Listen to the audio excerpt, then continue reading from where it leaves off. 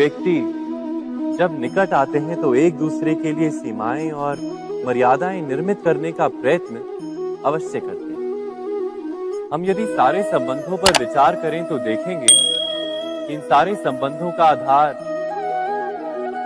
यही सीमाएं हैं जो हम दूसरों के लिए निर्मित करते हैं। और यदि अनजाने में भी कोई अन्य व्यक्ति इन सीमाओं को तोड़ता है तो उसी क्षण हमारा हृदय क्रोध से भर जाता है।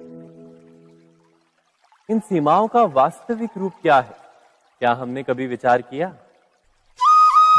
सीमाओं के द्वारा हम दूसरे व्यक्ति को निर्णय करने की अनुमति नहीं देते, अपना निर्णय उस व्यक्ति पर थोपते हैं, अर्थात किसी की स्वतंत्रता का अस्वीकार करते हैं।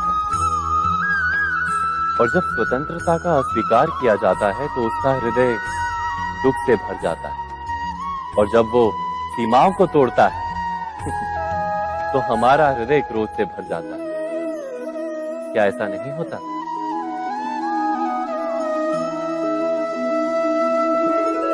पर यदि एक दूसरे की स्वतंत्रता का सम्मान किया जाए तो किसी मर्यादाओं या सीमाओं की आवश्यकता ही नहीं होती। अर्थात जिस प्रकार स्वीकार किसी संबंध का देह है, क्या वैसे ही स्वतंत्रता किसी संबंध की आत्मा नहीं? स्वयं विचार कीजिए। सबके जीवन में ऐसा प्रसंग अवश्य आता है कि सत्य कहने का निश्चय होता है हृदय में, किंतु मुख से सत्य निकल नहीं पाता। कोई भय मन को घेर लेता है। किसी घटना अथवा प्रसंग के बारे में बात करना या फिर स्वयं से कोई भूल हो जाए उसके बारे में कुछ बोलना, क्या ये सत्य है? नहीं, ये तो केवल तथ्य है। अर्थात जैसा हुआ था वैसा केवल बोल देना सामान्य सी बात है। किंतु कभी कभी उस तथ्य को बोलते हुए भी भय लगता है। कदाचित किसी दूसरे की भावनाओं का विचार आता है मन, दूसरे को दुख होगा ये भय भी शब्दों को रोकता है। तो ये सत्य क्या है? क्या हमने कभी विचार किया है? जब भय रहते हुए भी कोई तथ्य बोलता है तो वो सत्य कहलाता है। वास्तव में सत्य कुछ और नहीं, केवल निर्भयता का दूसरा नाम है। और निर्भय होने का कोई समय नहीं होता, क्योंकि निर्भयता आत्मा का स्वभाव है। अर्थात क्या प्रत्येक क्षण सत्य बोलने का क्षण नहीं होता?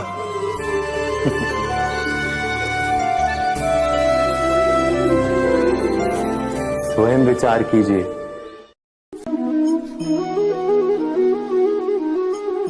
श्रेष्ठता का क्या अर्थ है? श्रेष्ठता का अर्थ है दूसरों से अधिक ज्ञान प्राप्त करना। अर्थात मूल्य इस बात का नहीं कि स्वयं कितना ज्ञान प्राप्त किया, मूल्य इस बात का है कि प्राप्त किया हुआ ज्ञान अन्य लोगों से कितना अधिक है। अर्थात श्रेष्ठता की इच्छा ज्ञान प्राप्ति को भी एक स्पर्धा बना देती है।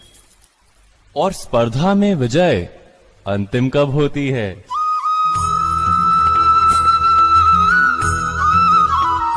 कुछ समय के लिए तो श्रेष्ठ बना जा सकता है, किंतु सदा के लिए कोई श्रेष्ठ नहीं रह पाता।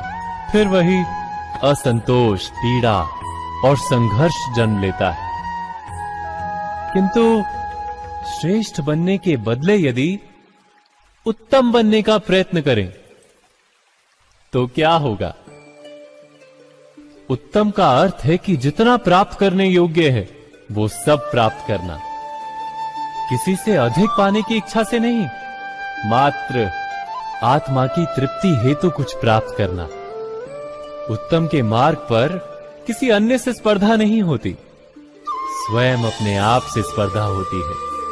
अर्थात उत्तम बनने का प्रयत्न करने वाले को देर अबेर सारा ज्ञान प्राप्त हो जाता है, बिना प्रयत्न के ही वो श्रेष्ठ बन जाता है। किंतु जो श्रेष्ठ बनने का प्रयत्न करता है वो श्रेष्ठ बने या ना बने, उत्तम कभी नहीं बन पाता,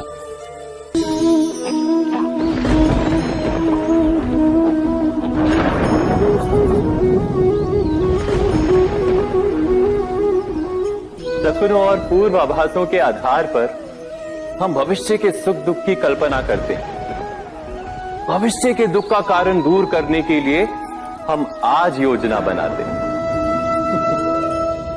किंतु कल के संकट को आज निर्मूल करने से हमें लाभ मिलता है या हानि पहुंचती है, ये प्रश्न हम कभी नहीं करते। सत्य तो ये है कि संकट और उसका निवारण साथ जन से, व्यक्ति के लिए भी और सृष्टि के लिए भी। नहीं, आप अपने भूतकाल का स्मरण कीजिए, इतिहास को देखिए। आप तुरंत ही ये जान पाएंगे कि जब जब संकट आता है तब तब उसका निवारण करने वाली शक्ति भी जन्म लेती है। यही तो जगत का चलन है। वस्तुतः संकट ही शक्ति के जन्म का कारण है। प्रत्येक व्यक्ति जब संकट से निकलता है तो एक पद आगे बढ़ा होता है, अधिक चमकता है, आत्मविश्वास से अधिक भरा होता है, न केवल अपने लिए अपितु विश्व के लिए भी। क्या ये सत्य नहीं?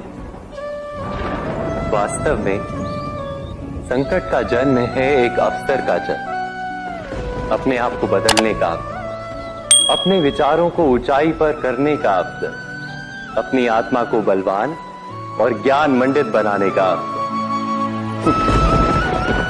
जो ये कर पाता है उसे कोई संकट नहीं होता, किंतु जो ये नहीं कर पाता वो तो स्वयं एक संकट है विश्व के लिए। विचार कीजिए।